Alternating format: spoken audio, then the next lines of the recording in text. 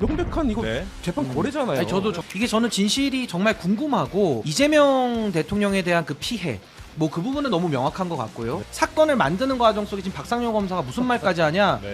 검사가 약속을 하잖아요. 지금 피의자 변호인한테 무슨 검사가 출마 나왔어요? 뭐 공약하고 약속 지킵니까? 그 내용을 알지도 못하는 상태에서 마치 저 단어 하나를 가지고 불법적인 거래 증거다라고 얘기하는 것은 너무나 지나친 비약이죠. 저런 검사가 없어요. 당을 벼랑으로 끌고 가고 있다. 아마 장동혁 대표의 이번 여름은 너무나도 혹독한 어려운 시간이에요. 한없이 가벼운 시사 토크쇼 장르만 여의도 3월 31일 화요일 순서 시작하겠습니다. 반갑습니다. 저는 BTS 지민의 영웅 정영진입니다. 예, 반갑습니다. 깜짝 놀랐습니다. 몰랐네. 어머. 넷플릭스예요. BTS 컴백 다큐멘터리가 공개가 됐습니다. 거기에 지민 씨의 일상이 나오거든요. 거기에 정프로의 영상을 보고 있는 지민 씨의 모습이 꽤 오래 나옵니다. 장르만입니까? 아니 그건 아닌데 정프로 영상을 보면서 밥을 먹고 정프로 영상을 보면서 잠에 든다. 잠에 든다? 예. 이거 말 잘못하시면 그 팬들한테 박살나요. 아니 지금 아미 팬들이 지금 제 팬이 다 되고 있어요. 아유야. 깜짝 놀랐습니다. 우리도 저도. 복수 받아보고 말 잘하셔야 되는 건 위원장님도 말 잘하셔야 됩니다. 저 공격하시면요. BTS 분들이 가만히 안 있습니다. 이거 조언을 해주는 것도 말이야. 네, 아이돌의 아이돌입니다. 네. 자, 여러분 이제 저는 이제 보통 사람이 아니니까요. 그렇게 좀 잘 대접해 주시기 바라겠습니다. 근데 보통 이런 건 남이 얘기를 해줘야 되는 거 안 하니까. 아무도 안 하니까 내가 하는 저 두 거야. 번째 얘기하는 거고 이따 방송에서 또 세 번째 얘기하시는 네, 거고. 또 해야 됩니다. 이거 계속 해야 돼. 이번 주는 이걸로 갑니다. 저는. 자, 하여튼 지민 씨 정말 대단합니다. 자, 그럼 오늘 또 정치권 이슈들 네. 같이 이야기 나눠주실 분들, 평범한 분들 소개해드리도록 하겠습니다. 더불어민주당 성치훈 부대변인님 어서 오십시오. 예, 평범한 국민 성치훈입니다. 네, 반갑습니다. 범인 성치훈님 그리고 국민의힘 김종혁 전 최고위원님 어서 오십시오. 네, 안녕하십니까. 네, 반갑습니다. 당협위원장 복귀하셨고요. 네, 축하드립니다. 신인규 변호사님도 오셨습니다. 네, 평범함 속에 특별함이 있는 신인규입니다. 네, 반갑습니다. 자, 그리고 최윤경 기자 함께하겠습니다. 네, 성실 납세자 최윤경입니다. 네, 성실납세입니다. 아유, 세금 올해도 많이 내고 있죠? 네, 당시 세금을 내기 위해 일합니다. 맞습니다. 근데 말이 많이 느려지셨네요. 제가요? 네, 약간. 왜냐면 이제 제 이야기가 하나하나 또 그분들께 전달이 돼야 되기 때문에 알랄이 마음에 박히도록. 아이고. 또박또박 스타카토로 끊어서 말씀드리도록 전 하겠습니다. 세계가 보고 있으니까요. 그렇습니다. 어떻게 그 부담감을 이제 조금 이해할 것 같습니다. 이게 보통이 아닙니다, 이게. 자, 하여튼 저는 굉장히 들떠서 갈 거고요. 네네. 이제 뉴스는 차분하게 이렇게 예. 최윤경 기자랑 말씀하시면 되겠습니다.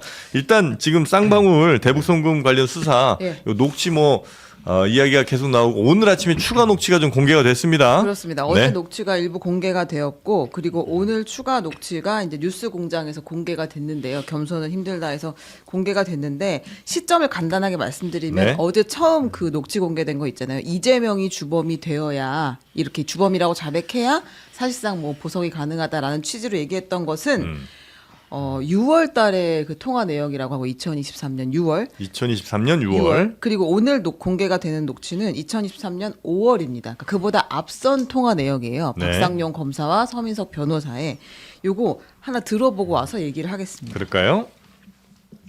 좀 미루면 안 됩니까? 아니, 우리도 그러니까 생각할 시간이 필요하잖아요. 미루고 이런 것도 있는데 네, 일단은 저는 이미 시간은 굉장히 많이 드렸고요. 부지사한테는. 그 얘기가 나온 거는 화요일 날이잖아요. 나도 화요일 날 처음 듣고. 그거는 화요일 날 처음 부장님께 부지사가 얘기한 거죠.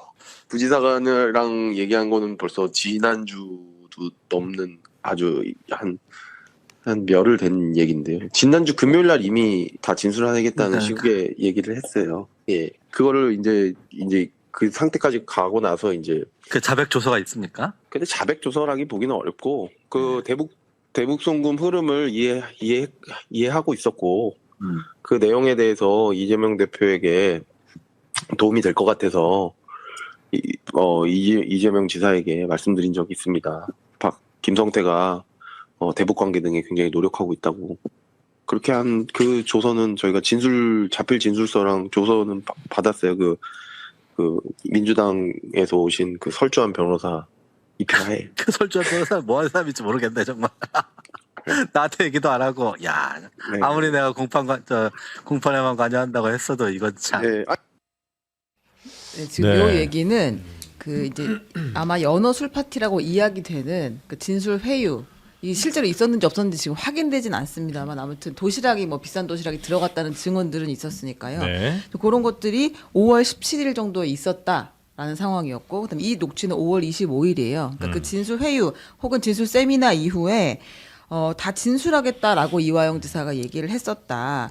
그 진술 내용은 아마 대북 송금 흐름을 이해하고 있었고 그 내용에 대해 이재명 대표에게 도움이 될 것 같아서 말씀드린 적이 있다. 이 내용인 것 같습니다. 네, 그게 이제 대북송금이라는 큰 사건이 있는데 여기에 이재명 지사가 지시를 한 건지, 그래서 이제 주범으로 가는 건지 아니면 그냥 보고만 한 건지, 이게 조금 이슈였던 모양이군요. 그렇죠. 그리고 네. 확실하게 이재명 지사가 알고 있었느냐가 지금 가장 큰 문제였으니까 네. 대충 이 정도까지는 진술을 받아냈다. 음. 박상현 검사의 주장이에요. 근데 그거를 이제 서민석 변호사는 처음 들은 상황인 것 같습니다. 그걸 네. 얘기했다고?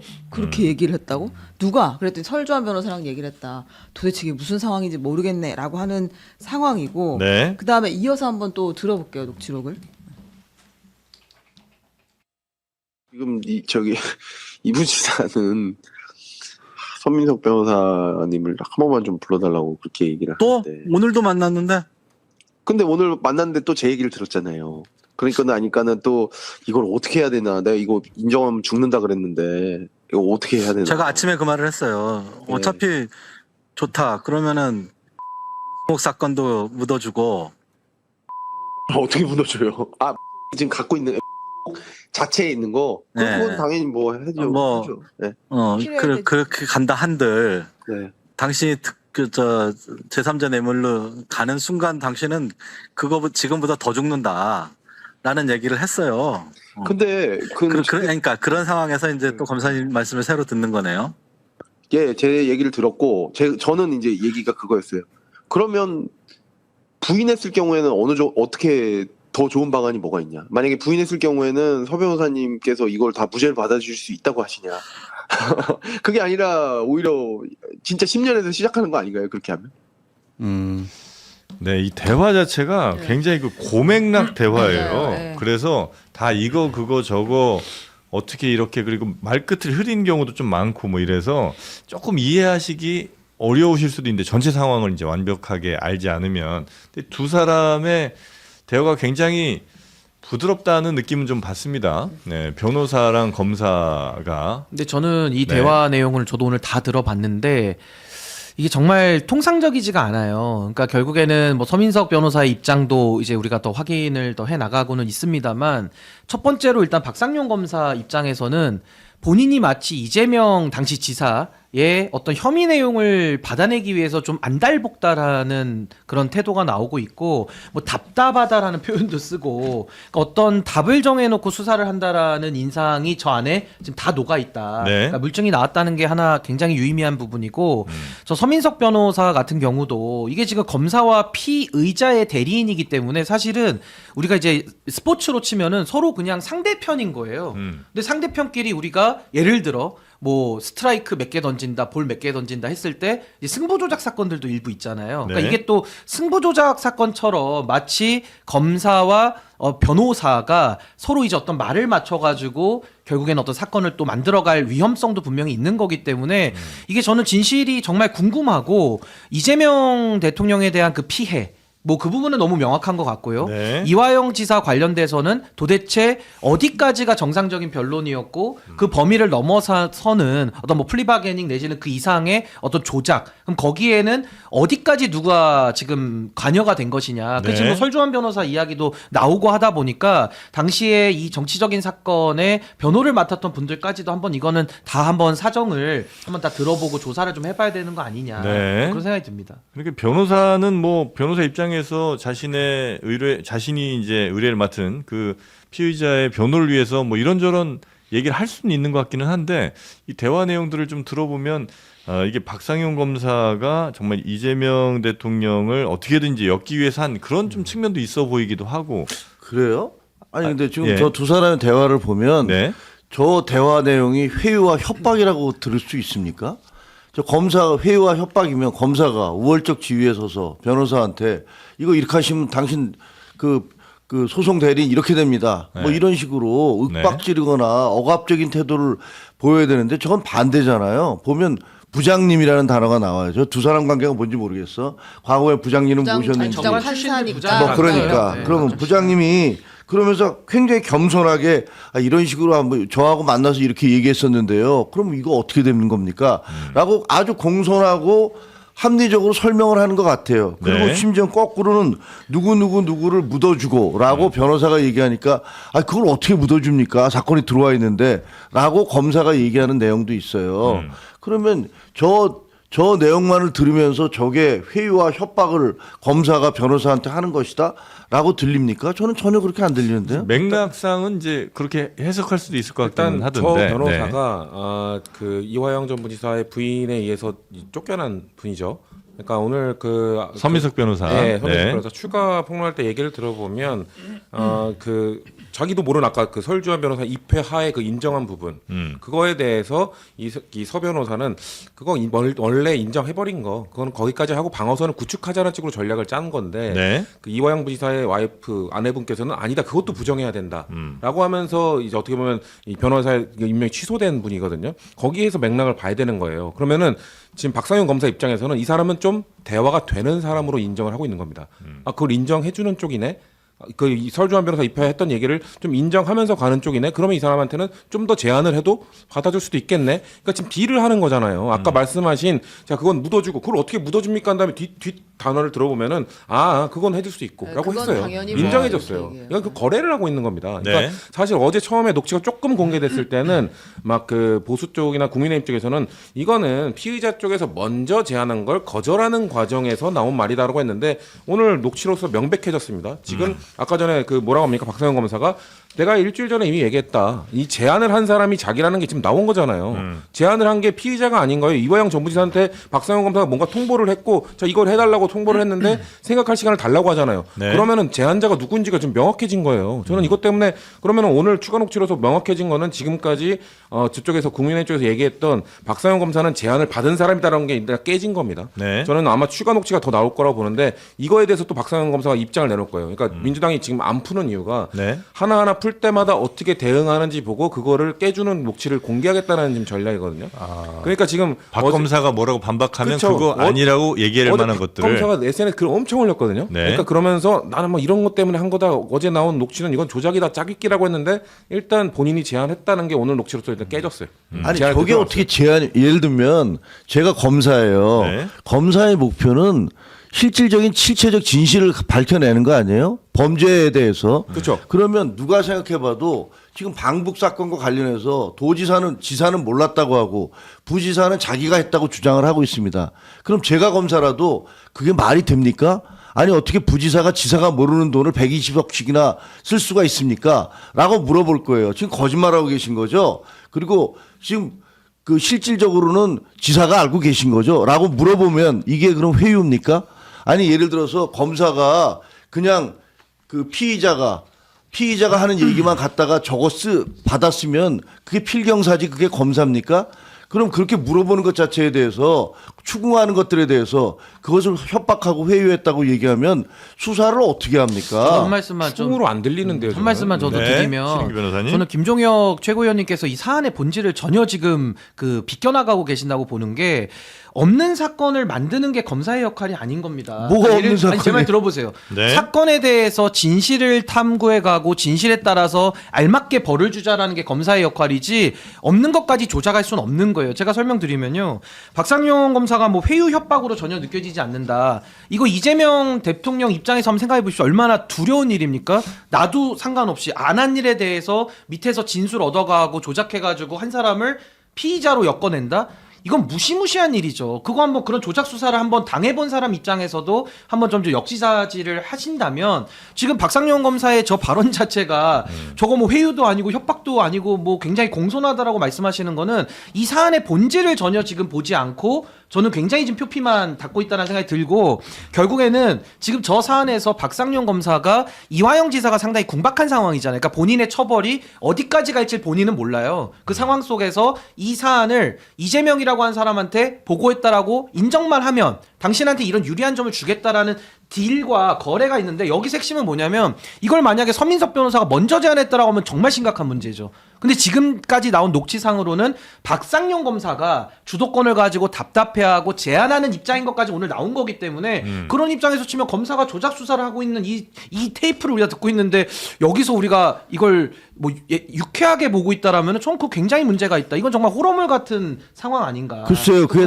뭐 신 변호사한테는 호러물인지 모르겠지만 저는 전혀 그렇게 들리지 않는데 피해자 예를 들면 입장에서. 안 한 일이라고 얘기를 하는데 뭘 안 했습니까? 대북 송금이 안 됐습니까? 아니, 그게 범죄가 된다고 말씀하실 수는 없죠. 돈이 갔는데 네. 그 돈을 방북 비용으로 갔느냐 아니냐를 놓고서 계속 논란이 되고 있는데 방북하는 당사자는 도지사예요. 이재명 지사예요. 그러면 아니 당신이 부지사로서 거기다가 돈을 그렇게 보냈으면 지사한테 보고도 안 하고 그거 돈이 갔다는 게 말이 되느냐라고 검사가 묻고 추궁하는 것은 너무나 당연한 일이죠. 이제 돈이 이제 김성태 쌍방울 전 회장이 안부수라는 그 아태평화협회장 통해서 북한의 아태 뭐 평화위원회 김영철인가 하는 사람한테 갔다는 게 이제 거기까지는 팩트인 거죠. 아 그렇죠. 그리고 가는 네.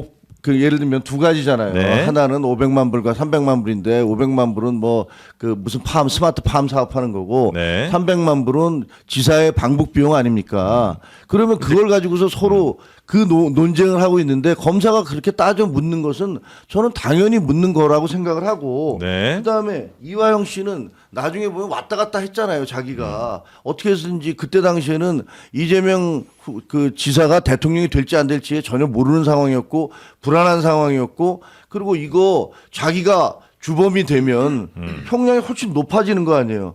그러니까 분명히 얘기할 때 당신이 만약에 당신이 주범이면 이러이러한 형량을 받게 된다.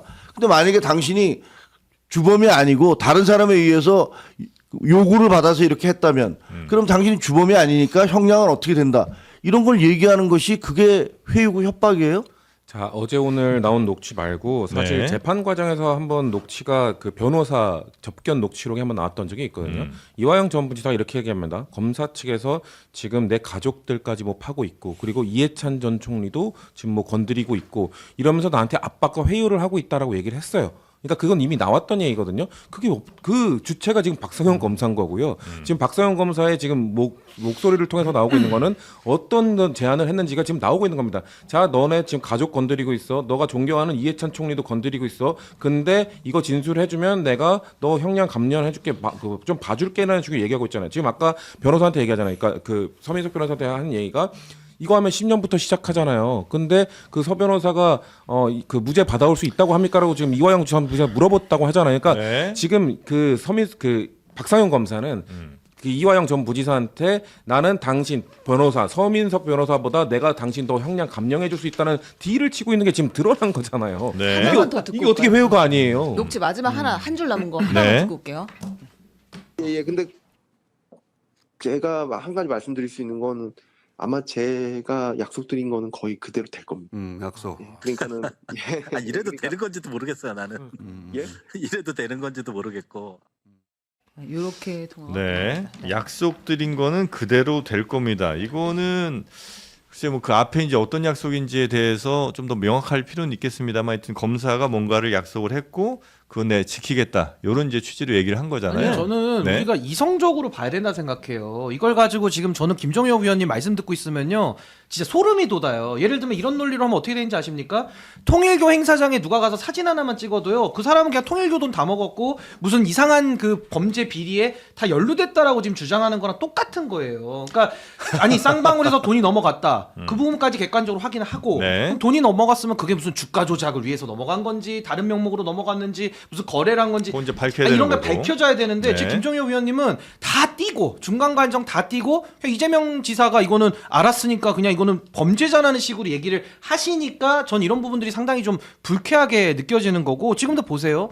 박상용 검사가 제가 왜 이걸 호러물이라고 얘기를 했냐면 사건을 조작해서 만들었다라고 하면요. 회유라는 수단을 쓰든 협박이라는 수단을 쓰든 결과적으로 사건 조작을 했다라고 하면 이 인권적인 차원에서 이게 받아들여집니까? 뭘 근데 조작했죠? 진술을 지금 받아내고 있잖아요. 그 진술을 그래서 받아내는 제가 거 추궁한 건데. 마무리할게요. 예. 그래서 이거를 사건을 만드는 과정 속에 지금 박상용 검사가 무슨 말까지 하냐? 네. 검사가 약속을 하잖아요. 지금 피의자 변호인한테 무슨 검사가 출마 나왔어요? 뭐 공약하고 약속 지킵니까? 말도 안 되는 짓을 지금 하고 있는데 여기에 대해서 지금 김종혁 의원님은 이런 수사 방식은 추궁이고 괜찮은 거야라고 하시잖아요.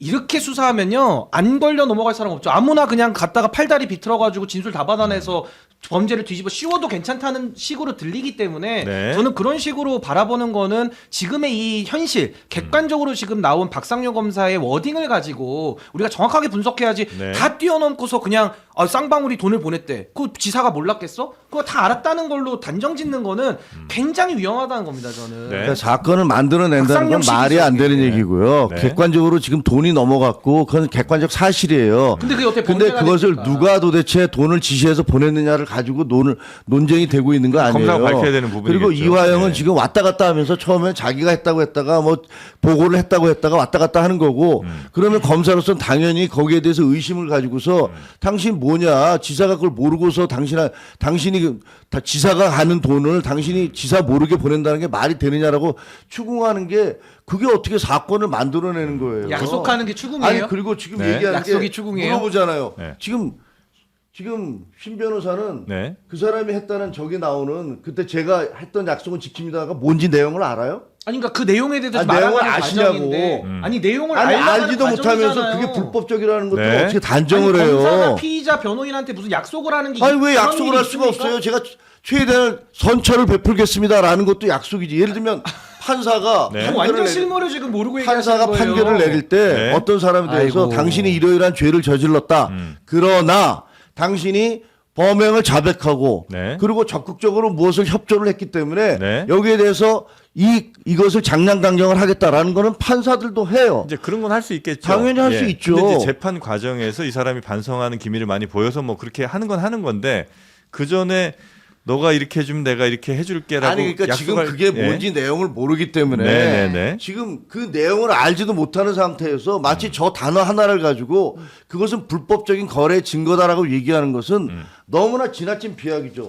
아니 왜 변론할 비약입니까? 때 그렇게 하십니까? 아니 변론할 때 그렇게 하는 게 아니라 저런 검사가 없어요. 아니, 아니 어떤 검사가 네. 저렇게 합니까? 근데 검사가 있잖아요. 아니 그거는 예. 저도 아니, 법조 팀장을 해본 아니, 사람이고 저렇게 재판장에도 검사들이- 많이 들어가 봤지만 네네네. 검사가 그러면 저런 거래를 식으로 제한합니까? 알겠습니다. 아니, 네네. 신변호사 혼자만 그럼 무슨 요거 하나만 마치 좀 여쭤볼게요. 법정에 대한 걸 모든 걸 아는 처럼 얘기하는 아니 건 실무에서 그렇게 안 하는 일 자, 좀 하고 있는데 검사가 이대적이라고 말도 그 못합니까? 변호인한테 약속을 할 만한 거는 뭐 어떤 제가 게 말씀드릴게요. 있을까요? 정확하게 예. 피의자의 변호인은요 예. 뭐든지 할 수 있게 돼 있어요. 뭐 예. 이런 요구도 하고 저런 요구도 합니다. 변호인이니까. 그건 변호인이 하는 거예요. 예. 그럼 거기에 대해서 검사는 판단해서 아닌 건 아닌 거고 쳐내면 되는 거예요. 그리고 본인이 증거를 따라가서 수사를 해야지 답정해놓고 이건 이재명까지 가야 되겠다 이러고서 진술을 다 받습니까? 그러다 보니까 네. 저런 식으로 답답하다 내지는 아까 저 녹취에서는 검사가 약속을 해요. 아니 그런 사건이 있으면 저는 김종혁 의원님께서 법조팀 많이 하셨으니까 그런 식으로 수사하는 검사 있으면 좀 알려주세요. 자, 저는 처음 봅니다. 진짜. 저 네. 답은요. 저런 네, 검사 네. 있습니까? 세상에? 뭐뭐뭐를 묻어주고라고 요구를 해요. 네. 그걸 어떻게 묻어줍니까? 들어와 있는데 이렇게 얘기합니다. 예. 그 다음에 나중에 제가 약속은 지킵니다. 그러니까 예. 내가 이거 해야 되는지도 잘 모르겠네. 이렇게 얘기를 해요. 변호사가. 예. 그 얘기는 봐서는 변호사가 뭐뭐를 요구한 것 같아요. 예. 어떤 것들을 요구한 것 같아. 묻어달라는 부분들에 대해서는 검사는 그거 못합니다. 라고 얘기를 합니다. 맨 처음엔 예, 그리고 나중에 제가 약속은 지킵니다라고 얘기한 것은 변호사가 뭔가를 요구한 걸로 보여져요. 네. 이러이러한 것들을 해달라고 하니까 거기에 대해서는 약속하겠다. 그건 약속은 지키겠습니다. 예. 라고 얘기하는 것 같은데 지금 신 변호사 얘기는 그런 부분들에 대해서 내용이 전혀 나와 있지 않은데 마치 검사가 피의자한테 혹은 네. 그 대리인한테 딜을 하기 위해서 뭔가를 제시한 것처럼 그렇게 근데 얘기를 하고 있어요. 만약에 이제 그 변호사가 뭘 요구했고 검사가 그 알겠습니다. 약속 지키고 그거 좀 묻어드릴게요라고 만약에 하면 그것도 안 되는 거 아닌가요? 저도 안 된다고 생각하고 그리고 김여청이 이따가 그 녹취를 한번 다시 한번 저도 좀 몇 번 세 번째 들은 건데 네. 세 번째 들어보면 아까 말씀하신 그 제안을 거부했던 그걸 어떻게 묻어줍니까? 근데 뒤에 확실하게 그건 해드리고라고 지금 나와 있어요. 어떻게 되냐면 그거 사건 어떻게 묻어져요? 누구누구가 갖고 있는 그 자체에 있는 거 땡땡땡. 그건 당연히 뭐 그게 이렇게 나와요. 그게 땡땡땡이 숨어져 있는데 그게 법카예요. 법카 관련된 거 이화영 전 부지사 사건이 결국 법카에서 시작한 건데 네. 이화영 전 부지사 가장 지금 핵심이 지금 법카잖아요. 그 죄의 형량 중에 그거를 지금 묻어줄 수 있다는 얘기를 하는 겁니다. 그러니까 본인이 잘못한 거 중에 법정에서 굉장히 가장 크게 큰 거를 땡땡땡 그 어떻게 묻어줍니까? 그런 다음에 그거는 해드리고 약간 이런 식으로 얘기를 한 법카 사건이라는 거는 그걸- 뭐 어느 정도 확인하신 그, 거예요? 오늘 폭로한 거기서 얘기를 네. 합니다. 네, 그거 관련된 알겠습니다. 거라고 얘기를 했어요. 그 네. 서민석 변호사가 얘기를 한 거고 그리고 이래도 되는지 모르겠다는 얘기가 그거잖아요. 그러니까 이렇게까지 해주셔도 그죠? 되나? 이렇게까지 내가 이렇게 딜을 해도 되는 건가? 네. 이 조작, 그러니까 서민석 변호사 입장에서 저를 설명하는 건 줄 알아요. 제가 이렇게 네. 이래도 되는지 모르겠다고 말한 거는 이거는 검찰의 딜. 사실 그 서민석 변호사는 지금 박상현 검사랑 지금 약간 전략적으로 통화를 하고 있다고 본인이 밝혔거든요. 네. 그러니까 왜냐하면 해줄 듯 말 듯 하는 걸로 가야 된다. 그러니까 처음에 그 서울주한 변호사 입회하에 일단 인정한 게 있는데 그걸 완전히 부정하는 것보다는 계속 해줄 듯 말 듯 하면서 최대한 형을 감량하기 그쵸, 그런 위해서 식으로 가기 위해 하는 네. 게 내 의뢰인을 위해서 나가 하는 전략이다라고 본인은 얘기를 하고 저렇게 통화를 하는 거란 말이에요. 네. 그러니까 저쪽의 제안들을 어느 정도 해줄까 말까 이거 해도 되는지 모르겠네 이런 식으로 지금 대화가 나왔다는 게 나온 거잖아요. 이거 아니, 명백한 이거 네. 재판 거래잖아요. 아니, 저도 정리할게요. 아까 네, 서민석 변호사도 판사 출신인데도 내가 이래도 되는 거야라는 식의 반문을 할 정도로 이례적인데 이걸 당연하다고 얘기하시니까 저는 아까 제가 거기에 대해서 흥분할 수밖에 없는 거고 네. 또 하나는 저도 형사 사건을 제가 한 500건 정도 이상은 했을 텐데 하면서 단 한 건도 검사가 의뢰인한테 뭘 약속하거나 제안하지 않습니다. 검사는 일단 주로 들어요. 처분권자기 때문에. 뭐 그럼 어떻게 거기에 좀 대해서 해달라는 변호인의 요거는 요구에 변호사가 하죠. 네. 변호사는 이요구도 하고 조요구도 하고 물론 이제 합법적인 틀 안에서 네. 변호사도 변론권을 행사하는 건데 제가 의아하다는 거 그겁니다. 어떻게 검사가 뭐 답을 정해놨어요? 뭐 어디로 사건을 몰아가는 겁니까? 왜 자기가 답답해하고 이거에 대해서 약속을 할 테니까 거래를 제안하고 있잖아요. 근데 이것이 서민석 변호사가 만약에 먼저 제안한 어떤 내용이라고 한다면은 그건 또 평가가 다를 수 있는데 네. 검사가 하는 거는 말이 되지 않는다. 우리가 플리바게닝 도입하고 놓고 있지 않지만 실질적으로 자백하는 사람, 특히 마약 사건에서 상선을 불거나 하면은 그렇겠죠. 형량의 고려는 해줘요. 네, 그 네, 형량의 고려를 하는 거지. 지금 저것처럼 뭐 무슨 사건에 대해서 뭐 변호사도 지금 그 전 단계는 우리가 못 봤지만 무슨 사건에 대해서 묻고 말고 이런 얘기 자체도 굉장히 이례적이지만 검사가 먼저 제안하고 약속하는 건 저는 처음 봅니다. 네. 저런 경우는 거의 없어요. 네. 어떻게 합니까 저런? 이게 가장 기본적으로 설주한 변호사가 최초의 변호를 맡았어요. 네. 그래서 설주한 변호사의 입회 하에서 진술을 한 거예요. 네. 그 다음에 그것이 넘어가면 설주한 김현지 씨에 의해서 이 사람이 잘렸어. 네. 잘리고 난 다음에 저 사람이 들어와서 인수인계 과정에서 서로 있었던 일들에 대해서 얘기를 하고 있는 거예요. 네. 그렇기 때문에 저 내용 자체가 설 변호사가 예를 들어서 똑같이 했다면 설주한 변호사도 나와서 그 얘기를 했어야죠. 검사가 딜을 해서 나도 어쩔 수 없이 거기에 대해서 변호인한테 그렇게 그 우리 의뢰인한테 얘기해서 이 사람이 거짓 진술을 하거나 뭐 이렇게 받아들이게 할 수밖에 없었다. 설주한 변호사가 그러고 있습니까? 그러니까 설주한 변호사도 좀 밝혀야 될 부분이 네, 있는 것 저는 같아요. 설주한 변호사는 그 반대 얘기를 하고 있어요. 네. 내가 충실하게 이 사람이 있는 그대로를 반영을 했는데 네. 오히려 정치권에서 나를 잘라냈고 왜 이런 얘기가 나오냐라고 얘기하면서 그래서 내가 잘렸다라고 얘기하고 있잖아요. 설주한 변호사 민주당 출신이었어요. 탈당했어요. 그것 때문에. 이거 내가 양심상 할 수 없다. 그래서 지금 굉장히 반대하는 목소리를 내고 있잖아요. 그리고 이 사람 서민석 씨 한 가지만 더. 이 사람이 되고 난 다음에 이 사람 뭐라고 그랬어요? 누구죠? 장윤선 기자인가요? 네. 거기 나와서 이거 무슨 저 가족들 그 가족이 그렇게 얘기했잖아요. 이 사람이 오히려 그렇게 딜을 하자는 식으로 얘기를 해서 서민석 변호사 그래서 잘렸다. 그리고 아내분이 잘랐죠. 예, 잘랐어요. 그다음에 이 사람 그래서 민주당에서 굉장히 공적 비슷하게 공격을 받고 있던 분이에요. 그러다가 지난번에 5일 날인가 나와서 증언을 할 때는 저 거래설 이런 것도 전혀 모른다라고 얘기를 했는데 갑작스럽게 본인이 무슨 청주시장인지 충주시장인지 여기에 공천을 내놓고 경선에 들어가니까 갑자기 이 녹취록이 튀어나와요. 그러면서 그 민주당이 원하는 비슷한 얘기로 지금 말을 해주고 있어요. 네, 거기에 그럼- 대해서도 좀 예. 얘기가 나오긴 합니다. 그럼 이런 일련의 네. 과정들을 보면 네. 이 사람의 진술의 신빙성이 그러면 있습니까? 아니 지금 진술이 아니라 우리 녹취를 녹화된 듣고 녹취를 그러니까 듣고 그 있으니까 사람의 요 정도로 주장이 그러니까 양측 신빙성이 입장을 있습니까? 조금 정리를 최종적으로 할게요. 오늘 네. 박상용 검사도 인터뷰에 나왔습니다. CBS에 나와서 본인 입장을 아, 그래요? 이야기했거든요. 거의 비슷한 시간대에 지금 다 이 얘기들이 진행이 됐는데 그 박상용 검사의 지금까지 주장은 수사 당시에 이제 이화영, 이재명 이 두 사람 간의 공동 정범 증거 관계가 있었다. 근데 이화영이 사실상 진술을 거의 안 하거나 일부만 하고 있는 상태였기 때문에 근데 그 변호사가 갑자기 와서 이화영을 종범으로 만들어 달라고 하니 그렇다면 이런 자백도 필요하고 이런 증거도 필요하다는 것을 설명했을 뿐이다라고 이야기했고요. 종범으로 해달라는 요구에 네, 그 설명을 요구에 해준 그렇게 거다. 설명을 한 것이다. 네. 그리고 이게 지금 뭐 이화영 진술 하나만 가지고 이재명 지사가 주범이 되고 뭐 주범이 안 되고 이런 상황이 아니었고 그 수사는 이미 증거나 다른 진술 등으로 그 이화영 이재명 공동 정범의 상태였다라는 이제 설명을 했고요. 네. 그리고 이제 서민석 변호사는 그 당시에 전화를 받는 과정에서 계속해서 이제 거래가 오가면서 나중에는 대북 송금 빼고는 검찰에서 다 양보할 수 있다. 법인카드 뇌물도 다 묻어준다. 이런 이야기를 했다라고 얘기를 주장을 했고요. 또 했습니다. 네.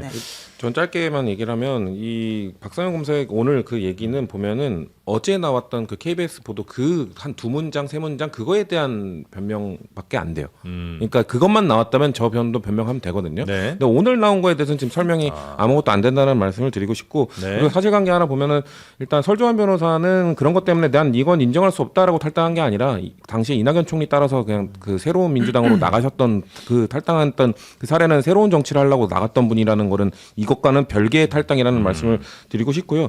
저는 아마 아까 전에 했던 녹취 이것도 어떻게 보면 아직 다 나온 게 아니잖아요. 네, 추가적으로 네, 나올 네. 겁니다. 근데 저는 거기서 아까 이해하고 싶은 게 서울중앙 변호사 입회하에 인정했다는 그 내용을 설명할 때 그 이화영 전 부지사가 대북 송금의 흐름을 이해하고라고 했어요. 이해하고.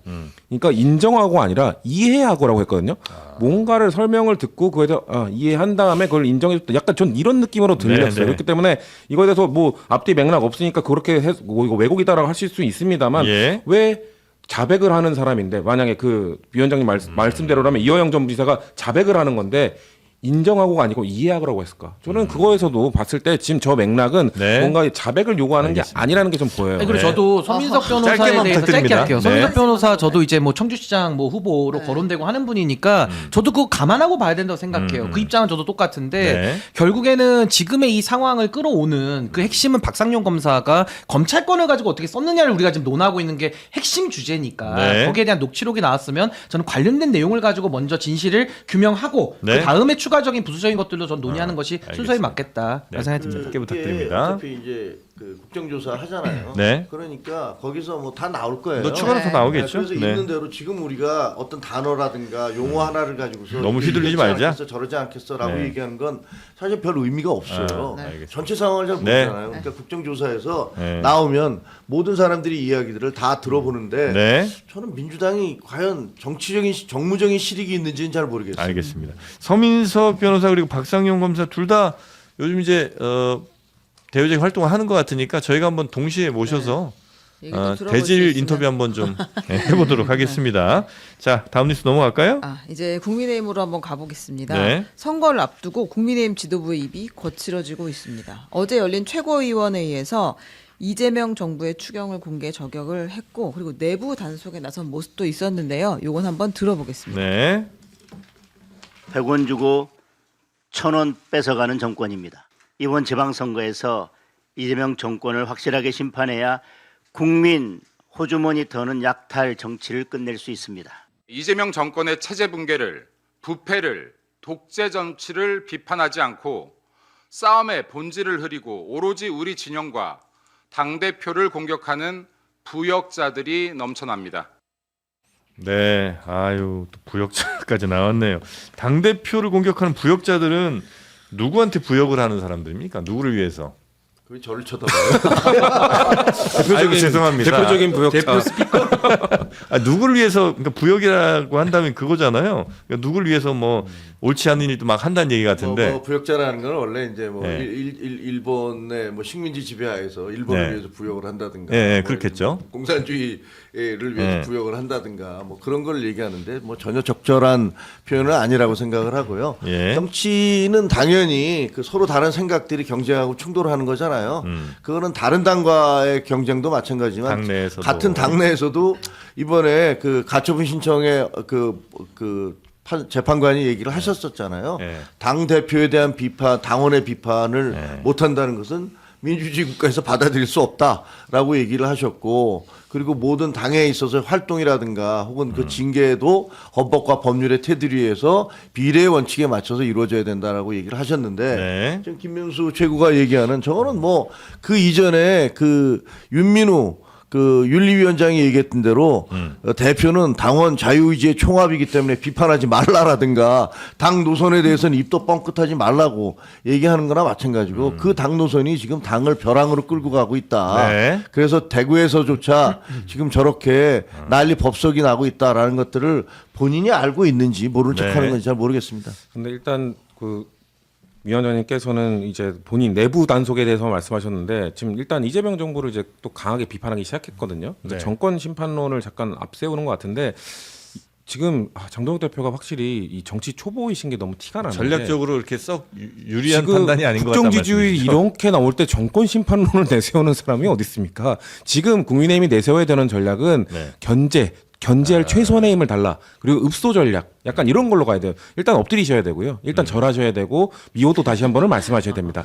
미호도 다시 한 번 하면서 계속해서 그래도 그 총선 때 그거 먹혔던 게 뭐냐면 총선 때 국민의힘이 했던 게 개헌저지선을 지켜주십시오. 이걸 200석 민주당이 넘을 것 같으니까 개헌저지선 얘기하니까 영남 쪽에서 뭔가 결집하면서 그나마 개헌저지선 지켰던 거거든요. 네. 지금 그 전략을 짜야지. 지금 대통령 영남에서도 지금 지지율 잘 나고 있는데 여기서 정권 심판론을 얘기한다? 제 수업을 한번 좀 들으라는 말씀드리고 싶네요. 수업도 해요? 저 강의합니다 대학에서. 네. 알겠습니다. 네. 그러니까 저도 뭐 비슷한 의견인데 네. 결국에는 이 무능함의 끝을 보여주는 것 같아요. 그래서 지금 뭐 정권 심판론이 먹히지도 않는데 반성과 사죄가 없이 저렇게 나온다는 거는 정말 국민들이 다 정말 이해할 수 없는 것이고 또 하나는 지금 보수가 이 공천 관리를 못하면서 결국에는 이 분열이 상수가 됐거든요. 그래서 아마 장동혁 대표의 이번 여름은 너무나도 혹독한 어려운 시간이 될 것이다. 네. 장동혁 대표가 이런 가운데 비공개 일정을 하고 있습니다. 어제 그 최고위원회 후에 대학가 월세 난 현장을 방문했는데 그걸 비공개 일정으로 했다고 하네요. 월세난. 월세가 이제 너무 많이 올라서 대학생들이 힘들잖아요. 근데 그거 왜 비공개로 해요? 그러니까 비공개의 아마 의미는 기자들 따라오지 말고 이제 우리끼리 가서 사진 찍어서 이제 릴리즈 하겠다 이런 걸로 현장에서 나오는 아마 돌발 질문, 상황을 네, 받기 이런 싫은 것들. 거죠. 네, 그랬던 것 월세 대학생들 보러 대학생들 아이고 이게 이재명 정부 때문입니다 말하고 싶을 건데 네. 갑자기 학생들이 너네나 잘해 이런 얘기를 할까봐 아마도 그래서 돌발 화상을 최소화시키기 위해서는 이렇게 비공개한 다음에 사진만 딱 공개하는 참 장동혁 대표 치근합니다. 네. 네. 아니, 당대표 활동인데 비공개로 하신다고요? 네, 그리고 알겠습니다. 뭐 그냥 장면 하나 보여드리면 네. 정통래 대표가 이제 그 서울시장 경선에 나온 그 후보들 있잖아요. 후보 3명과 노량진 수산시장을 방문해서 사진 죄송합니다. 표정이 갑자기 이렇게 빵 터지셨어요. 저 갈치 아니에요? 갈치. 얼굴 표정이 재밌네요. 네. 아무튼 그 사진을 하나 소개합니다. 표정도 다양하네요. 예, 그러네요. 네. 네. 그래요. 그렇습니다. 네. 네. 그리고 국민의힘이 공개 오디션을 통해서 지방선거에 나올 사람들을 지금 뽑은 거잖아요. 청년들을 광역의원의 비례대표, 그러니까 뭐 서울시 의원, 경북도의원, 광역의원 비례대표를 네. 선발을 했는데요. 어쨌든 그 선발 결과 최종 우승자 10명 중에 이제 극우 성향의 인사들이 다수 포함이 됐다. 이게 그 이혁재 씨도 같이 심사했던 심사위원으로 그거죠? 있었던, 네. 그래서 어떤 분들이에요? 우승한 사람들이. 이름을 얘기해 드릴까요? 이분들은 근데 진짜 도의원이 될 거예요. 시의원이 될 겁니다. 왜냐하면 당에서 다 전부 남성이니까 1번은 아니고 비례대표 2번에 지금 배치를 하려고 하는 것 같거든요. 그러니까 뭐 경남 지역에 그 경남 도의원 후보인 김영록 씨는 윤석열 전 대통령 탄핵에 반대하고 내란 옹호하고 부정선거 음모론을 제기한 그런 케이스이고 네. 그리고 뭐 이제 신전대엽 있잖아요. 여기 신전대요. 네네 공동의장을 지낸 이범석 인천시의원 후보도 이제 인천 지역 우승자니까 여기로 아마 출마를 하게 되겠죠. 네. 서울시의원 후보도 있고 아무튼 등등등 전역에 극우 청년들을 배치하겠다라는 전략인 것 같습니다. 극우 심은데 극우 난다라는 생각이 드네요. 그러니까 이혁재 씨 같은 분이 심사를 보니까 결국 이런 분들이 선출이 되는 거고 거기서 그 한동훈 만세력을 외치고 나갔던 사람 그 사람에 대해서 이혁재 씨가 내가 핸드폰 던져버릴 것 같았다. 뭐 물건 던지고 그러니까 과거에 폭행 전과가 있는 분이 여기서 또 갑자기 뭐라도 던져버리려고 했다라는 얘기를 하는 그런 분이 심사를 했을 때 나오는 결과물이 뭐 이 정도일 수밖에 없겠죠. 그러니까 이제 국민의힘이 더 미래가 없는 게 지금도 없지만 이제는 뭐 지도부 차원의 국회 차원만이 아니라 이제는 지방선거를 통해서 이제 풀뿌리 조직까지도 다 이제 이런 분들이 다지기문에 들어가는 거잖아요. 그러니까 앞으로 더 지금 당내 자정이나 네. 이 변화가 더 어려워질 것이다. 그 이제 보통 이런 청년 후보들 물론 다는 아니겠습니다만 이들 중에 또 일부가 중앙 정치로도 진출하고 또 당의 중요한 역할을 나중에 이제 맡게 되기도 하고 뭐 이렇게 성장할 거 아니에요. 근데 국민의힘의 미래 5년 후, 10년 후가 조금 걱정이 되시겠습니다. 저도 걱정이 돼요. 왜냐하면 예. 이번에 그 비상계엄 그 불법적인 비상계엄이 있었을 때 사실은 정상적으로 하다면 우리 당의 초선이나 젊은 의원들이 다 들고 일어났어야 돼요. 근데 입도 뻥끗 안 하더라고요. 지난번에 총선 공천은 네. 이철규 씨가 인재 영입위원장이었고 그다음에 조정훈 의원 두 분 다 의원이시죠. 이분이 부위원장이셨어요. 그리고 거기서 큰 틀을 짰다고요. 네. 결국은 지금 생각해 보면 뭐 이거 전체를 얘기하는 건 좀 부적절해 보이긴 합니다만 그래서 뽑히셨던 우리 그 의원들이 이런 어떤 국가적 위기의 순간에 자기 목소리를 내지 않는 걸 보면 그때의 그 그림이 잘 됐던 건가?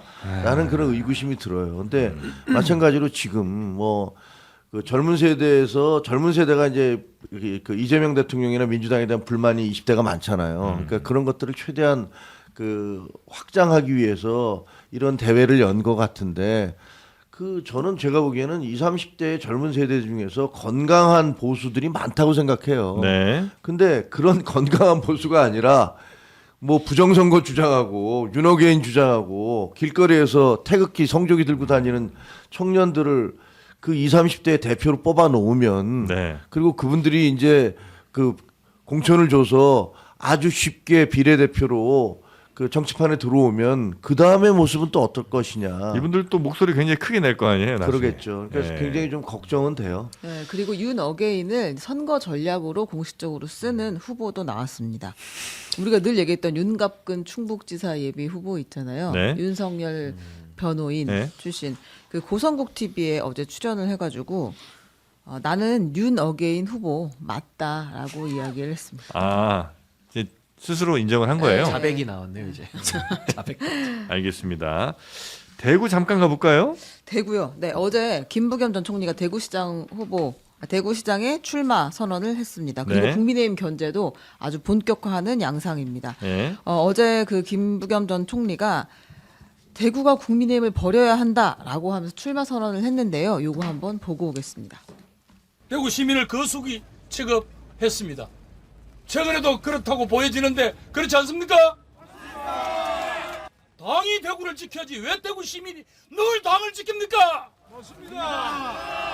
당대표가 약속을 했어요. 정말 대구가 살겠다고 몸부림치고 후보가 약속하고 시장이 됐는데 딴소리하면 다 덜러버. 정말로 한번 변해봅시다. 대구 이번에 확 바꿉시다. 네. 다시 한번 이번에 바꿔보자. 네, 이런 들어 누버라고 하네요. 추경호 예비 후보, 그 국민의 후보잖아요. 네. 이건 대구를 위한 선택이라기보단 정청래 대표의 동진 정책 호출이다. 이렇게 이야기를 했고요. 홍석준 후보도 이거 뭐 계절에 따라 움직이는 정치 철새의 움직임을 보이고 있다라고 비판을 했습니다. 네. 이진숙 전 방통위원장은 대구시장 여전히 하겠다는 거죠? 네, 지금 하얀 옷을 입고 열심히 다니고 있고요. 무소속 출마도 가능하냐라는 질문에 일단 모든 가능성을 열어두고 있다고 생각하면 된다라고 이야기했고 아직 한 명 남았잖아요. 그 주호영 후보 네. 가처분이 어떻게 되는지에 따라서 또 진짜 무소속 출마를 할 수도 있다. 그러면 총 주호영 무소속 후보, 이진숙 무소속 후보, 그다음 국민의힘 후보, 그다음에 김부겸 민주당 후보 이렇게 4파전이 될 가능성은 없겠죠. 근데 그렇게 모든 가능성 열어둘까요, 우리도? 그렇게 나와도 결국 단일화할 거예요. 예. 만약에 무소속 나와도 결국 네. 단일화할 거기 때문에 김부겸 후보가 마지막에는 결국 1대1을 하게 될 거라는 말씀을 드리고 김부겸 후보 나오니까 바로 이렇게 총포화를 하는데 거기에 그 주호영 부의장은 이건 놀부심보다라고 공격을 하시더라고요. 자, 지금 대구시장 공석입니다.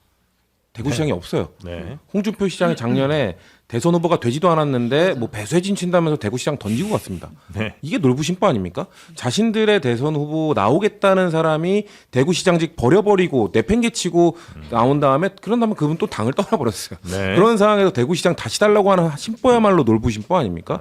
진짜 국민의힘이 대구 시민들한테 대구시장직 다시 달라고 할 자격이 있는지 본인들로부터 되돌아봐야지 지금 김부겸 총리 공격한다고 해서 본인들의 지금 명분이 찾아지는 것도 아니거든요. 저는 김부겸 총리 참 정말 죄송해요. 죄송하고 감사한데 이렇게 도전을 해주셔서 근데 대구 시민들이 저 김부겸 총리의 지금 진정성 어린 호소를 좀 한번 들어봐줬으면 좋겠다. 진짜 대구 시민들이 마지막에 가면 김부겸 총리 이런 얘기 하셨거든요. 그 어떤 할머니가 너 찍어주려고 투표용 들어갔는데 내가 다른 사람 찍고 나오게 되더라. 그러니까 막상 투표 용지 앞에 쓰면은 마음이 나는 보수를 찍게 되더라라는 얘기를 하신대요. 그러니까 네. 정말 한 걸음만 더 조금만 더 김부겸 총리 찍어주는 마음을 좀 가졌으면 좋겠는데 지금 그 국민의힘이 공천을 어떻게 하고 있는지 그 공천입니까? 사천이지. 저는 이진숙 후보자는 무소속 나올 거라고 보는데 네. 그런 상황들을 보면서 좀 대구 시민들이 민주당을 바라봐 주셨으면 좋겠다는 말씀 꼭 붙이고 싶습니다. 네. 자, 그리고 조정훈 의원 관련된 의혹이 네. 하나 뭐 제기된 게 있군요. 이제 자꾸 정치 혐오가 생길 것 같아요. 국회의원 돈 문제가 불거진 건데 예. 이제 국민의힘 마포갑 의원이잖아요. 조정원 의원이. 근데 여기에 마포갑에 있는 그 지역구를 둔 시의원, 소영철 서울시의원, 강동호, 오옥자 마포구 의원 이 세 명이 어제 국민의힘 중앙당사에서 기자회견을 열었습니다. 조정훈 의원이 의원 측이 당협 운영비 명목으로 시의원에게 매달 30만 원, 구의원에게 매달 20만 원씩 18개월 동안 정기적으로 걷어서 우리가 2,500만 원을 조 의원 측으로 입금했다. 조정훈 의원 측으로. 네. 이렇게 주장을 했고요. 그러니까 지금까지 개돈 붓듯이 부어가지고 이걸 입금했다고 주장을 한 것이고 네. 당협 운영비 명목으로. 그리고 또 조정훈 의원이 그 자신이 출판한 저서를 베스트셀러에 올리기 위해서 시의원은 150권, 구의원은 100권씩 할당량을 정해서 책을 강매했다라고 폭로를 했습니다. 이렇게 강맨 혹은 뭐 돈을 거둘 수 있는 거는 그 당협의 위원장으로서 또 공천권이 있잖아요. 여기서. 강력한 네. 공천권을 행사할 수 있으니까. 네, 근데 물론 이제 조정훈 의원은 이걸 인정을 하진 않았죠. 않았습니다. 네, 조정훈 네. 의원은 이런 돈을 받은 적이 없다.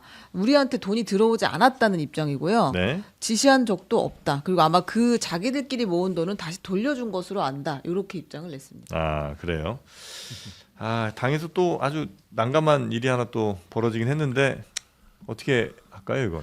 이게 어떤 제가 이제 원외당협위원장이잖아요. 네. 그리고 원외당협위원장 협의회장을 해서 내용을 잘 아는데 현재 현행법상 원외당협위원장들은 사무실을 낼 수가 없어요. 자기 이름으로. 낼 수가. 근데 의원들은 다 낼 수 있어요. 뭘로 네, 내요? 그럼 네. 원외당협위원. 그러니까 어떻게 하냐면 선관위에서 합동사무소를 열어라 이렇게 요구를 원외 합니다. 위원장들끼리 아니 원외위원장이 있으면 그 안에 시도위원들이 있잖아요. 지역에서. 그러면 이 지역에 국민의힘 예를 들면 제가 고양병이니까 고양병 합동사무소 이렇게 여는데 여기 이제 시의원 도의원들이 다 같이 들어가고 원외위원 대개 보면 사무실을 원외위원장이 얻고 서블렛을 줘서 서블렛 아시죠? 재임대를 줘서 네네네. 이거는 저희가 선관위에다 확인을 해봤다.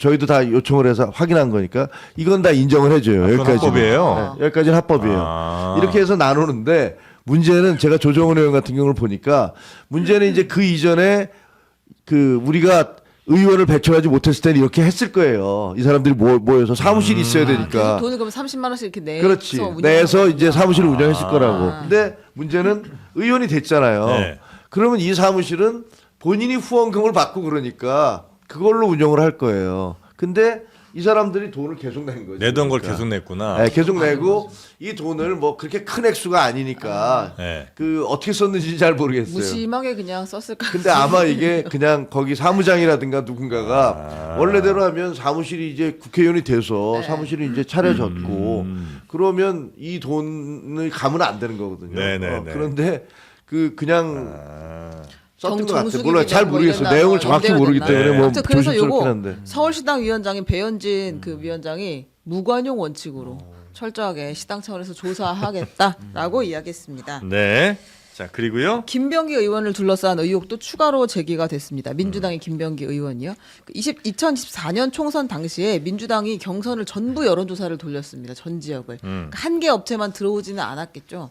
근데 그 중에서 그 리서치 DNA라는 업체가 들어왔는데 네. 그 업체가 약간 특혜 선정 의혹이 있었어요. 리서치 DNA. 네, 리서치 DNA. 그래서 하지 말아라라고 해서 당 대표가 그 업체를 빼라고 했었는데 예. 그 뒤에 아마 이 석연치 않은 이유로 다시 이 업체가 추가돼가지고 논란이 좀 있었던 업체인 것 같습니다. 네. 근데 여기가 김병기 의원에게 300만 원 후원을 했다. 지금 드러난 상황으로는 300만 원 후원을 한 그런 관계다라고 네.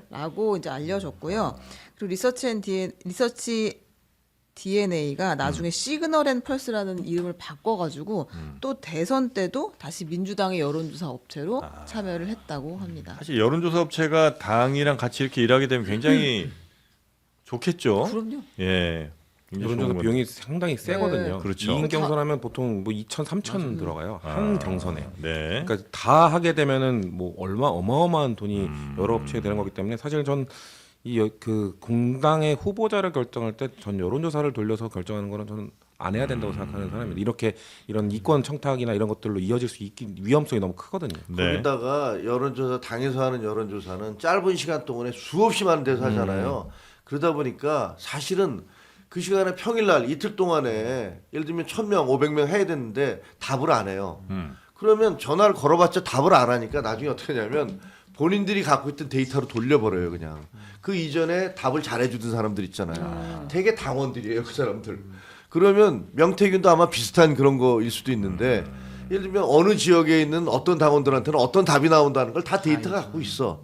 그러니까 이게 공정성에 있어서 상당한 논란이 될 수 있어요. 네. 지방선거 같은 경우 특히나 진짜 더하겠네요. 그렇죠. 인원이 엄청 너무 많죠. 많고. 예, 예, 그러니까 예. 이게 짜고 치는 고스톱처럼 될 수가 있기 때문에 이제 정당도 이런 후보자들에 대해서는 좀 상시 평가제 같은 걸 좀 도입을 해서 평소에 이거는 좀 관리가 되는 쪽으로 가는 것이 더 바람직하지 않나 싶습니다. 네. 어쩜 이런 공천이라는 것도 아마 성치훈 저 부대변인님 말씀이 당에서 공천을 하고 그에 대한 책임도 역시 당이 좀 갖고 해야 되는 것인데 그 책임조차 그냥 유권자들한테 넘기는 거 아닌가? 그렇죠. 네, 저는 그런 생각도 그냥 들긴 하네요. 당원들이 직접 투표하는 걸로 바꿔야지 여론조사는 일단 기본적으로 오류가 존재하는 제도고요. 네. 그렇잖아요. 근데 바이어스가 많이 끼죠. 바이어스 껴 있는데 근데 거기서 뭐 0.1%로 이긴 사람이 후보가 된다? 그건 오차범위 안 했으면 후보로 결정하면 안 되는 네. 겁니다. 그래서 여론조사는 저는 사실 퇴출돼야 되는 방식이라고 생각하고 있습니다. 여론조사로 뭐 당 대표를 정하든가 뭐 이런 경우는 전 세계에 없죠. 그렇죠. 어디도 없습니다. 공당의 후보를 여론조사를 통해서 하는 거는 대한민국밖에 없습니다. 아니, 근데 그래요? 지금 전자투표 다 할 수 있잖아요. 그러니까요. 다 네. K보팅 다 위임했으니까 네, 네. 가능합니다. 자, 이 그리고 뉴스를 이택수 대표가 참 싫어하겠네요. 자, 대통령이 네. 제주도 타운홀 미팅을 가졌습니까? 그렇습니다. 네. 어제 제주 타운홀 미팅을 가진 이재명 대통령이 이렇게 이야기했습니다. 뼈가 있는 이야기를 했는데요. 정치가 정상화되어야 한다. 국민 삶을 직접 책임질 때는 자신의 신념과 가치를 실험하는 것은 옳지 않다고 생각한다라고 이야기를 했습니다. 아, 그러니까 신념과 가치를 테스트하는 게 아니다. 행정 정치를 할 때는 그렇습니다. 이게 최근에 있었던 그 이슈에 대한 일종의 답이다 이렇게 해석하시는 경우가 많은 것 왜냐하면 같습니다. 앞에 네. 자기 신념과 가치를 실현하기 위해서 정치를 하는 사람도 있겠으나 국민의 삶을 책임질 때는 그렇게 하면 안 된다고 이야기했거든요. 여기에 힌트 하나가 이제 막스 막스 베버를 베버가 또 인용을 등장했습니다. 했죠. 네, 균형 감각이 중요하다고 했다. 네. 정치라고 하는 게 국민의 시각에서 잘하기 경쟁을 하게 만드는 것이 중요하다라고 했는데요. 막스 베버는 앞서 그 ABC론 때도 등장했고요. 이 부분은 신인규 변호사님이 전문이시죠? 뭐 전문가까지는 아니지만 결국 네. 대통령께서 좀 뼈 있는 말씀을 하신 거는 맞다고 생각을 하는 게요. 예. 결국 유시민 전 장관이 그동안에 설명하려고 애썼던 그 ABC라는 이론 자체가 정합성도 떨어지고 말도 매번 바뀌었기 때문에 이게 설명으로서의 가치보다는 어떤 정치적인 배경과 의도를 가진 행동 아니냐 이런 오해를 스스로 불러산 것인데 결국에는 뭐 가치라고 말은 듣기 좋지만 바꿔서 말하면 진영 논리를 강화하는 쪽이에요. 근데 진영 논리를 강화하면 정치인들 사이에 폐쇄성 때문에 친목질이 많이 생기고요. 그리고 상대방을 악마화해야 됩니다. 그럼 전반적으로 정치의 질이 떨어지게 돼 있어요. 그러니까 저쪽 못 찍게 만드는 방식이거든요. 네거티브한 방식이니까 어제 대통령께서 말씀하신 거는 그 방향과 완전히 반대 방향이죠. 네. 국민들이 이익을 봐야 되고 실용으로 가야 되고 또 국민들로 하여금 정치인들이 잘하기 경쟁을 해야 된다. 이 말씀을 하신 거기 때문에 아마 많은 국민들께서 어제 대통령님의 그 말씀은 네. 상당 부분 저는 공감을 얻을 수밖에 없는 그런 발언 아니었을까 싶습니다. 막스 베버와 관련해서는 그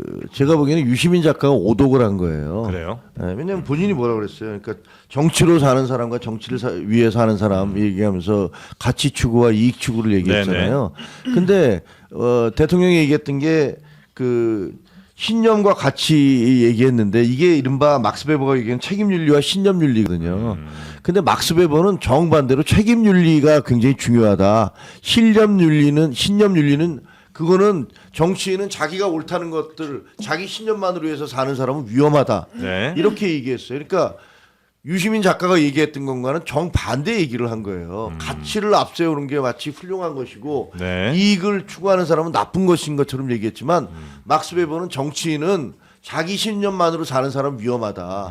자기가 했던 발언이나 행동의 결과에 책임지는 책임윤리가 중요하다라고 네. 얘기한 거고 아마 제가 보기에 이재명 대통령은 그런 것들에 대한 보고를 받고 그 어떻게 보면 이렇게 우회적으로 유시민 작가를 공격한 것처럼 네. 보여요. 제가 짧게 덧붙이면 저희가 저번 주 화요일 날 방송하면서 많은 비판을 했는데 유시민 작가님 그거 다 찾아보신 것 같더라고요. 그 이후에 방송 엄청 많이 나오면서 하나하나 다 지적하면서 이름은 언급이 안 됐어도 약간 뭐 저희가 한 발언들이 막 그러니까 내가 뭐 민주당에 당원 가입한 적 없다는데 한 적 있다라면서 그런 사소한 거 집으면서 공부하라는 얘기를 하시던데 저번 주에 방송 상당히 많이 나오시는데 저도 그래서 찾아봤는데 설득되는 말은 하나도 없었고 그냥 제가 저번 주에 말씀드렸던 이 보편 집합, 전체 집합 이후에 오늘 대통령의 발언으로 그냥 상황이 정리되었다. 네. 그럼 될 것 근데 같습니다. 어제 대통령 말씀하신 단어 중에 하나는 네. 책임이라는 단어예요. 책임진 사람이 잘해야 된다는 말씀인데 그게 우리 민주주의 체제하에서 지금 공화의 가치가 상당히 약화돼 있거든요. 전 네. 이런 부분들이 또 보수 입장에서는 이재명 대통령을 더 좋아하고 지지할 수 있는 그런 요인들도 어제 네. 또 말씀을 통해서 확인할 수 있었습니다. 보수 입장에서 그렇게 좋아하지는 않습니다. 공화의 가치 좋아하시죠. 공화의 가치. 책임이 중요하죠. 유시민 작가가 뭐 어떤 본인의 뭐 주장을 위해서 이제 심플하게 이렇게 한번 설명을 했던 그 부분이 하여튼 지난주에 굉장히 좀 논란이 많이 됐고 근데 이제 본인 거 안 보고 비판하는 거 되게 싫어하시는데 대통령 다 보셨는지 모르겠네. 큰일 났네 이거. 네. 네. 자, 하여튼 여러분은 다 보셨죠? 보고 말씀하시는 거죠. 그렇죠. 예. 근데 막 네. 3당 합당까지 끌어놓으면서 막 너무 장황하게 설명하셔가지고 내가 이런 역사 강의를 들어야 되나 하면서 네. 들었는데 설득은 안 됐습니다. 네. 예. 그리고 요 얘기 말고도 또 에너지 관련된 이야기도 좀 했죠, 대통령께서. 잠이 안 올 정도로 지금 심각한 상황이다라고 네. 하면서 재생에너지로 신속하게 전환해야 한다. 빨리 전기차로 바꾸고 난방도 히트펌프로 그리고 풍력 자원이 엄청나게 남는다고 하는데 빨리빨리 전환하도록 속도를 내야 한다라고 이야기를 했습니다. 네. 사실 외국에서는 진짜 심각한 그러니까 우리보다 훨씬 더 피부에 느끼도록 심각한 대책들을 많이 하고 있더라고요. 어딘 뭐 영국 같은 경우도 주유 같은 거에 굉장히 지금 제한을 많이 걸고 있고 전기 같은 경우도 뭐 시간대별로 이렇게 좀 못 쓰게 한다든지 이런 일들을 많이 하고 있는데 우리는 실제 위기보다는 훨씬 더 덜 피부에 닿는 수준으로 지금 대응을 하고 있어서 그게 이제 정부가 최대한 노력을 하고 있는 거긴 하죠. 국민의 불편을 좀 최소화하기 위해서. 다만 이제 이게 좀 장기화되는 경우에는 아마 우리도 좀 쉽진 않을 것 같아서 우리 좀 스스로 좀 먼저 에너지 절약하는 부분을 조금 익숙하게 가야 될 필요도 있는 것 같은 생각이 좀 듭니다. 자, 뉴스 요 정도 보면 되나요? 중요한 뉴스가 떴습니다. 뭐죠? 내년 예산은 저희가 이제 시간을 좀 두고 경제 코너에서 한번 다뤄볼게요. 네. 내년 예산 800조 정도가 될 것으로 지금 보이는데 그때 보는 걸로 하고요. 그 이정현 공관위원장 있잖아요. 네. 사의를 표명했습니다. 또? 속보예요. 네, 또라고 하니까 또 짜게 식어버리네. 아무튼 사의를 표명했어요. 다시 돌아오겠죠. 뭐. 일단 아니, 뭐 기다려보겠습니다. 출마를 위한 그러니까. 선택? 뭐 그런 것 같은데. 모르겠어요. 아, 이번 사이는 할 일 다 했으니. 아, 그럼 다, 네. 나머지 공천 관리는 다 끝난 거예요?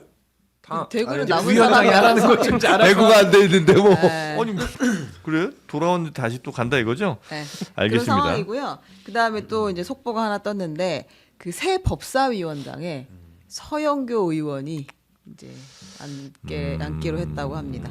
그래요. 네. 어떻게 뭐 한마디 하실래요? 들리던 뭐 얘기가 있기 아, 때문에 그래요? 아, 뭐, 예상대로요? 예, 법사위원들 안에서 네.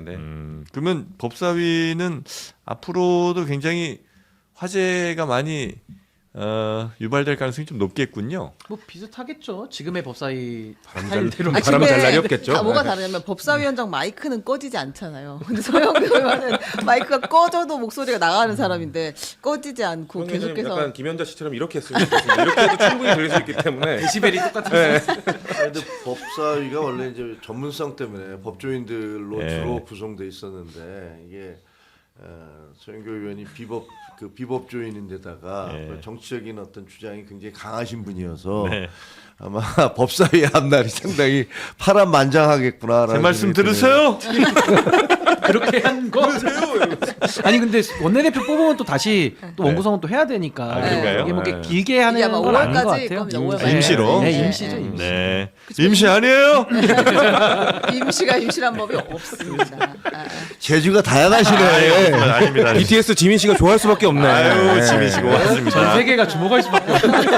자, 우리 최민경 기자의 픽 뉴스 또 있죠? 제가 진짜 제일 싫어하는 것들이 오늘 2개 떴습니다. 예. 그 서울시가 결국에는 그 6.25 전쟁 참전국을 기리는 받들어총 조형물을 완성하겠다고 이야기를 했어요. 밭도로 총조형물이 뭐예요? 그러니까 왜 그 서울에 감사의 정원을 서울시 그 광화문 있는데 예, 만든다고 했잖아요.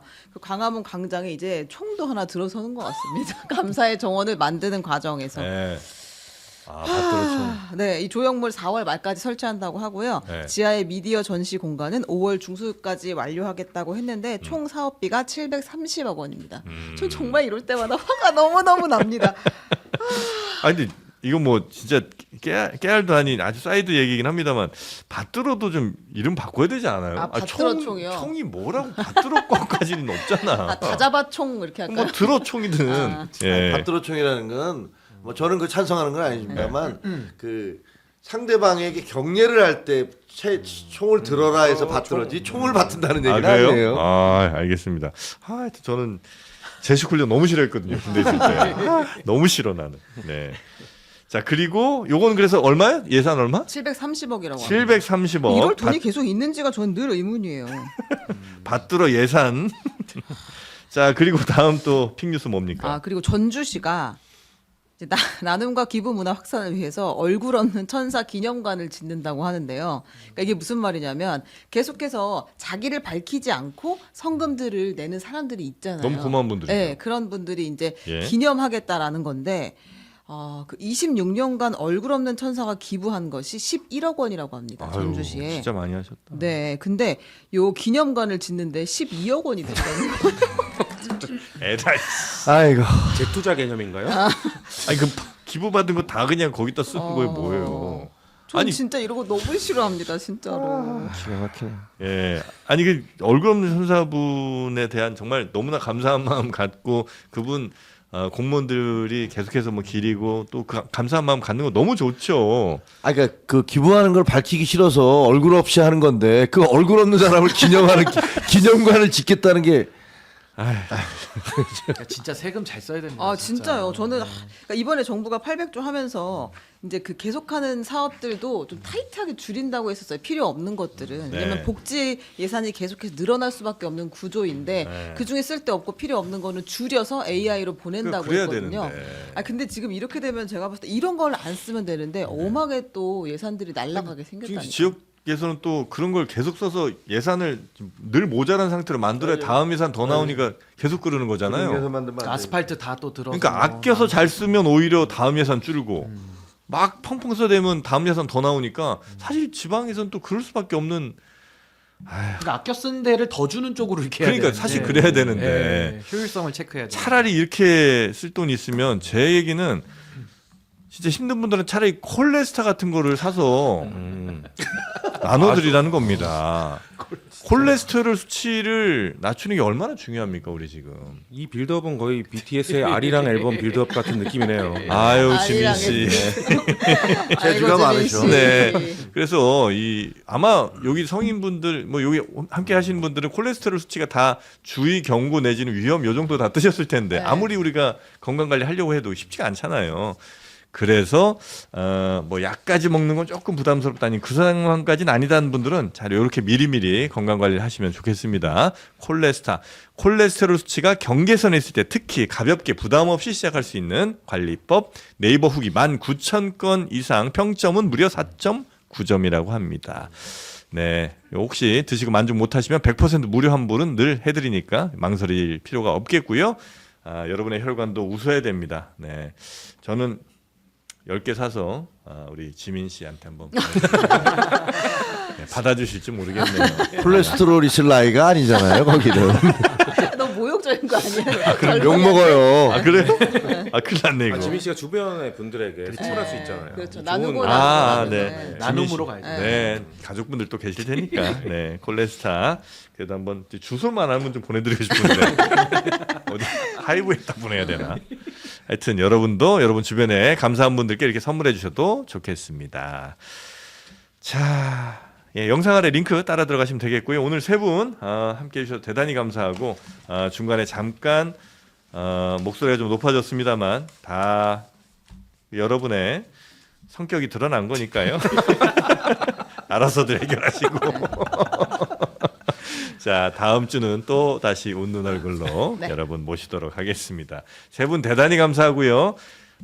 BTS 지민의 영웅 질려. 정프로와 함께 방송한 거 굉장히 질린다, 영광으로 질려. 생각해 아유. 주시면 감사하겠습니다. 대단히 고맙습니다. 감사합니다. 건강히 감사합니다.